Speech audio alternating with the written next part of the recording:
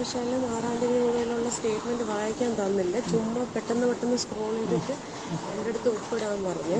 ഇപ്പം അത് ഇന്ന് എൻ്റെ വക്കീൽ പറഞ്ഞത് കോടതി കൊടുത്തിരിക്കുന്ന സ്റ്റേറ്റ്മെൻ്റ് എന്ന് പറഞ്ഞാൽ ഞാൻ ശിവശങ്കറിൻ്റെ കൂടെ ഒക്ടോബറിൽ UAE പോയി CM-ന് വേണ്ടി ഫിനാൻഷ്യൽ നെഗോസിയേഷൻസ് ചെയ്തിട്ടുണ്ടെന്ന്. അപ്പോൾ എന്നോടത് പറയാനാണ് പറയണത്, മാപ്പ് സാക്ഷിയാക്കാൻ. ഞാൻ ഒരിക്കലും അത് ചെയ്യില്ല എന്ന് പറഞ്ഞപ്പോൾ ഇനി അവർ ചിലപ്പോൾ ജയിലിൽ വരും വീണ്ടും എന്നും പറഞ്ഞുകൊണ്ട് അവർ ഒരുപാട് ഫോഴ്സ് ചെയ്ത്, പക്ഷെ കോടതിയിൽ ഇങ്ങനെ പ്രശ്നം ഉണ്ടാക്കിയോണ്ടേ. സ്വർണ്ണക്കടത്ത് കേസിലെ മുഖ്യപ്രതി സ്വപ്ന സുരേഷിന്റെ ഓഡിയോ ആണ് ഇപ്പോൾ പുറത്തു വന്നിരിക്കുന്നത്.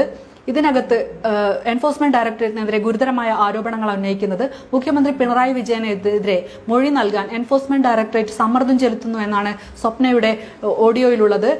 അതോടൊപ്പം തന്നെ തന്റെ മൊഴിപ്പകർപ്പ് കോടതിയിൽ നൽകിയ മൊഴിപ്പകർപ്പിൽ അതിൽ എന്താണ് എഴുതി വെച്ചിരിക്കുന്നതെന്ന് തനിക്ക് വായിക്കാൻ സാവകാശം നൽകിയില്ലെന്നും സ്വപ്ന സുരേഷ് പറയുന്നു. തന്റെ മുന്നിലൂടെ പെട്ടെന്ന് ഓടിച്ചു പോവുകയായിരുന്നു, അതിൽ ഒപ്പിടാൻ സമ്മർദ്ദം ചെലുത്തുകയായിരുന്നു ED ചെയ്തതെന്നാണ് സ്വപ്ന സുരേഷ് പറയുന്നത്. അതോടൊപ്പം തന്നെ M ശിവശങ്കറിനൊപ്പം സ്വർണ്ണക്കടത്ത് കേസിൽ ഇപ്പോൾ അറസ്റ്റിലുള്ള M ശിവശങ്കറിനൊപ്പം UAE പോയെന്നും അവിടെ വെച്ച് മുഖ്യമന്ത്രിക്ക് വേണ്ടി സാമ്പത്തിക കാര്യങ്ങളിൽ വിലപേശിയെന്നും ED എഴുതി വെച്ചതായാണ് പിന്നീട് അഭിഭാഷകൻ വഴി താൻ അറിഞ്ഞു എന്നാണ് സ്വപ്ന സുരേഷ് പറയുന്നത്. എന്നാൽ ഇത്തരത്തിലുള്ള മൊഴി നൽകിയിട്ടില്ല എന്ന സൂചനയാണ് സ്വപ്ന സുരേഷ് നൽകുന്നത്. അതോടൊപ്പം തന്നെ വീണ്ടും ഇക്കാര്യം മുഖ്യമന്ത്രിക്കെതിരെ മൊഴി നൽകാൻ തന്നിൽ സമ്മർദ്ദം ചെലുത്തുന്നു. അങ്ങനെ മുഖ്യമന്ത്രിക്കെതിരെ മൊഴി നൽകുകയാണെങ്കിൽ തന്നെ മാപ്പു സാക്ഷിയാക്കാമെന്നും ED enforcement directorate പറഞ്ഞതായാണ് Swapna Suresh പറയുന്നത്.